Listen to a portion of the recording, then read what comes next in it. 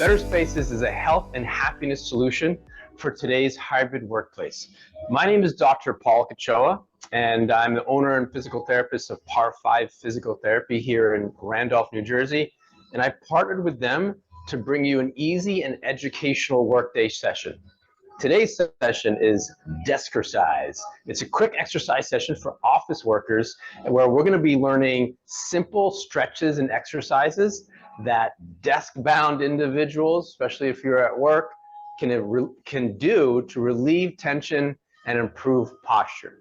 So a little bit about me. I have a doctorate of physical therapy from Mercy University in Dobbs Ferry, New York.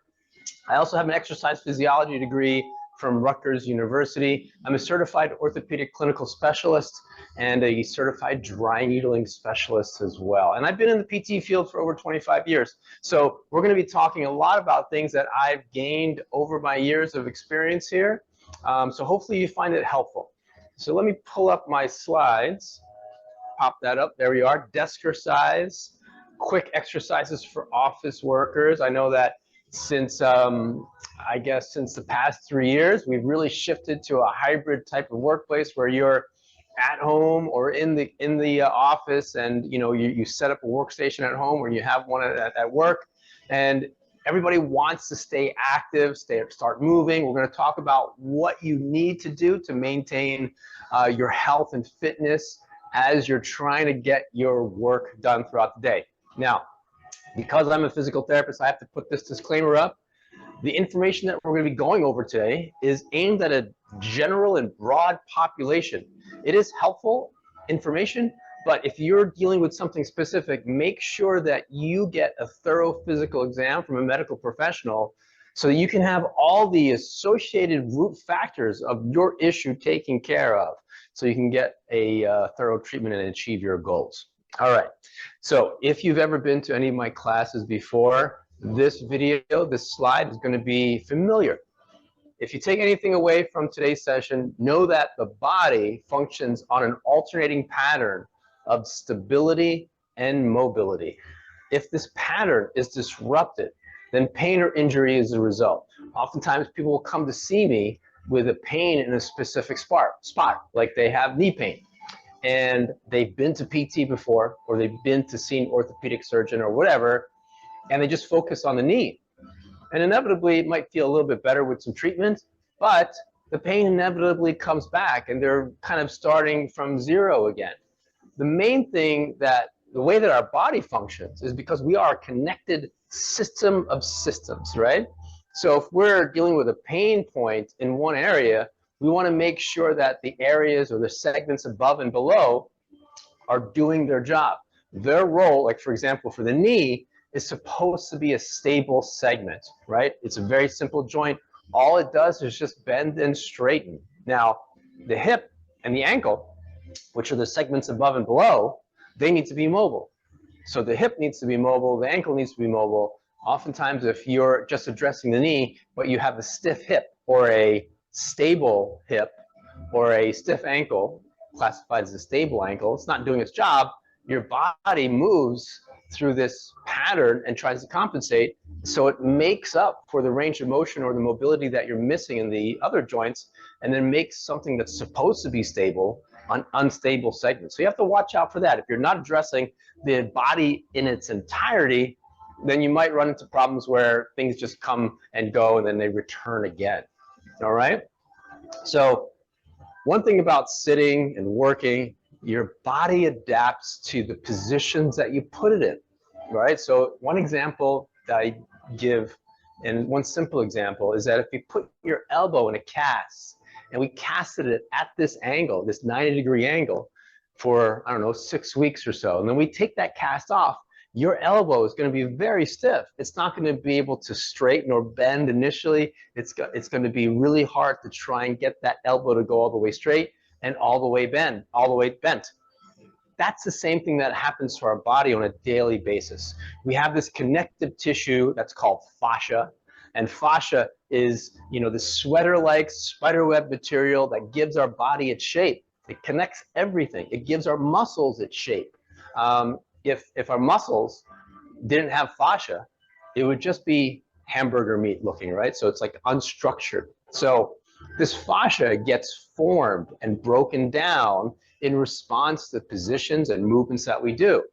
When we sleep, if we're in one position for an extended amount of time, through that 6 to 8 hours or 9 hours that you get sleep, you might feel stiff in the morning. And one way to get rid of that stiffness is just to move and stretch. So these layers of fascia, they can get sticky if they're not mobile, if they're not moving frequently.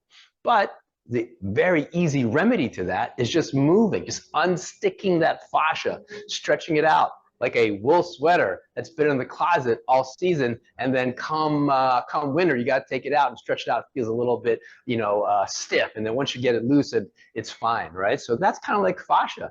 And if our bodies are in a sustained position, maybe a bad position, we just adapt to that. But the big thing is that people think that there's this perfect posture that you need to be in, you need to be totally straight.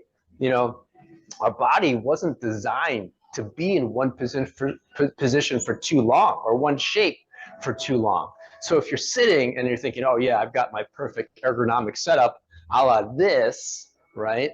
Those are a lot of 90-degree angles that we're looking at, right? So I'm just going to pull this up really quick so you can kind of see this. And this is a very classic ergonomic setup where you have the screen. I mean, I think nowadays it needs to be a little higher than the top of your eye level at the top of your screen. But, regardless, the sitting position, feet flat on the floor, and then the workstation at that elbow height, so you bend 90 degrees, that's fine. And then the standing position, very much the same thing with the workstation being at elbow height. Those are always good, right? And that's the classic ergonomic setup that we've been known for prescribing for such a long time. But because we have these 90-degree angles and we're holding them for a long period of time, our bodies are going to adapt to that. So this is a non-negotiable here, that every 30 minutes you need to change, at the very least, change your position. So if you're sitting, every 30 minutes we need to kind of stop, take a break, and then move. Or if you're in a standing position, every hour we need to stop, change, and do something, okay? And that varies from person to person. Most people, they might not be able to tolerate standing for 60 minutes. So at least for every 30 minutes, we need to move. We need to do something. So our bodies were designed for motion. They weren't designed to sit still. So the exercises that we're going to go over today, we want to try and fit them in and almost think about it as like a workout snack or an exercise snack, where you're just taking bits and pieces and fitting them throughout the day. You're not having to wait till like after work and going to the gym to accomplish some type of exercise or maintenance to your body. It's all about maintaining it when you can. The more frequent you do it and the more consistent you are at it, the better the improvements are, the less pain, stiffness that you have.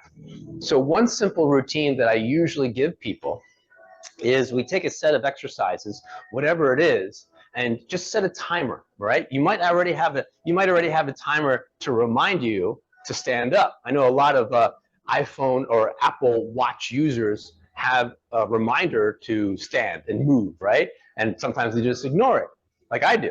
But it gives you an awareness of like, hey, you need to move, right? So this is one little prescription that I usually give people, is that we'll do 3 rounds of a set of exercises, right?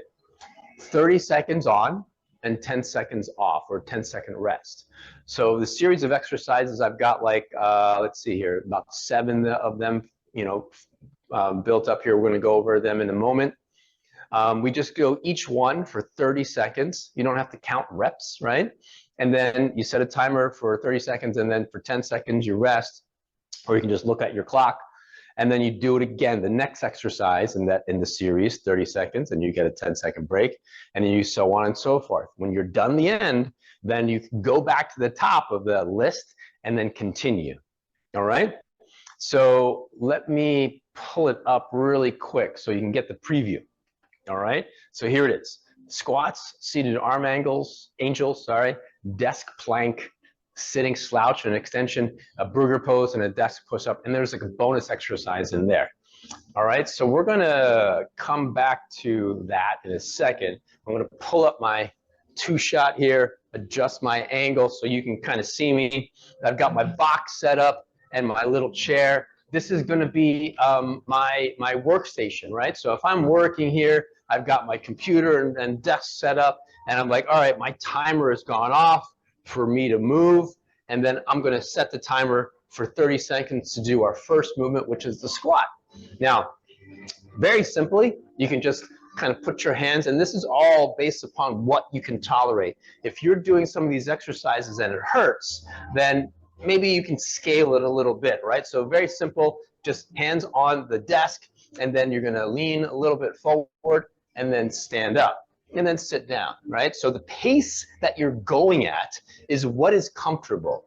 I would like to call it, consider it a conversational pace. It doesn't have to be fast, but it gets you extending the hips and bending the knees and bending the hips, right? So you want to get through that full range of motion for 30 seconds. You want to make sure that when we get to the top, we're extending through the entire hip, right? Camera's a little bit off. We want to make sure everything is straight, and then you're sitting down. Now, from the front view, the key point with this is as you're moving through this motion, this squat and sit, that the knees stay over the ankles. A lot of times people with weak hips will start to do this type of motion where the knees go in and then they complete their standing, and then they do that again. Now that movement repeatedly throughout the day is what can cause some knee issues. So we want to make sure that your feet are about shoulder width apart and the knees stay over the ankles as you're doing the motion for 30 seconds, all right? So again, just from the side view, I'm holding onto the desk up and down. All right, so that's gonna be 30 seconds. You get a 10-second break after that. Then our second exercise is called seated arm angels.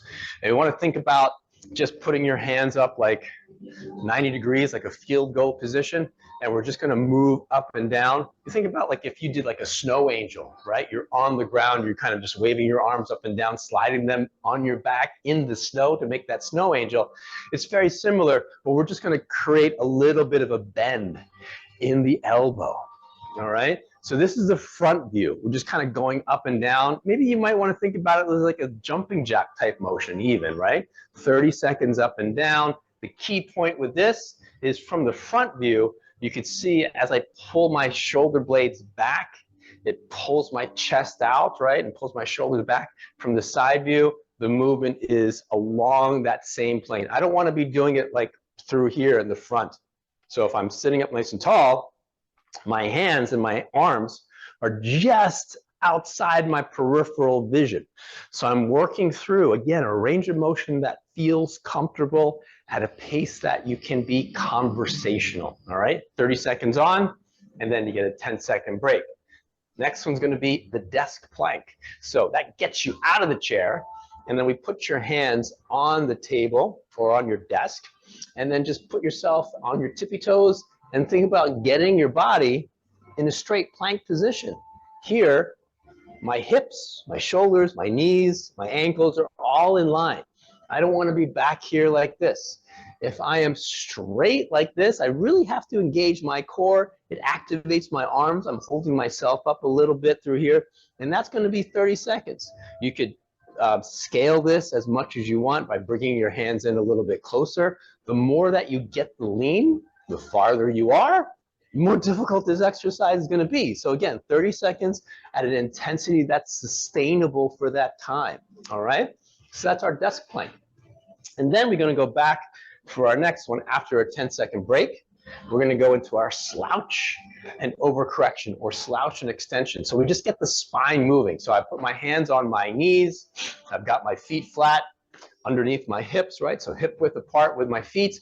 And then I'm going to slouch. And as I slouch, I'm really focusing on tilting the pelvis. I'm sitting back on my tailbone, and I can bring the chin down.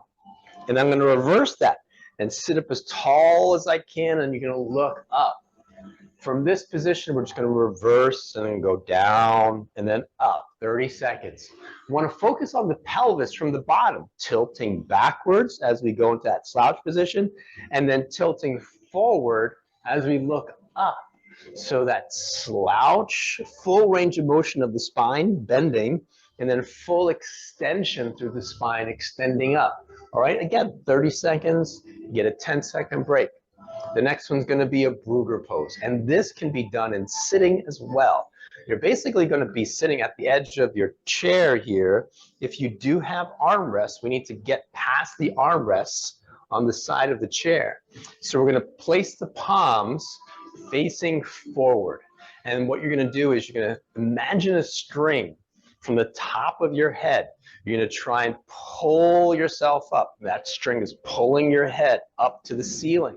And then you're going to turn your palms facing forward, and we're going to push the fingertips to the floor. Okay, so here we go. We create a little bit of tension.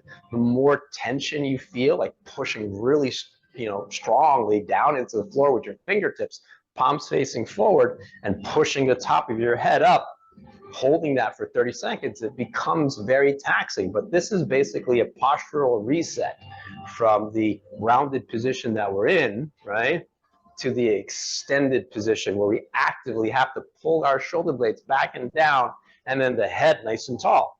And as we're doing this head move here, the key point with this is as we're creating that tension, the string from the top of the head, the string is not in the front part of the head where you're looking up like this. If the chin comes up, that's a fault.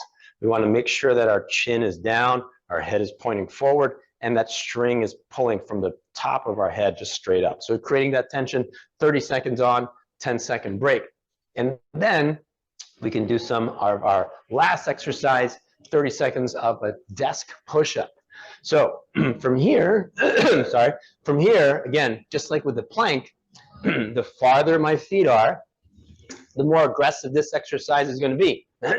So I can be really close and then do a push-up like this and then come up, or I can be really far and then really work my arms that way. So the key point with this is you try and put as much weight onto your hands as possible to do this move.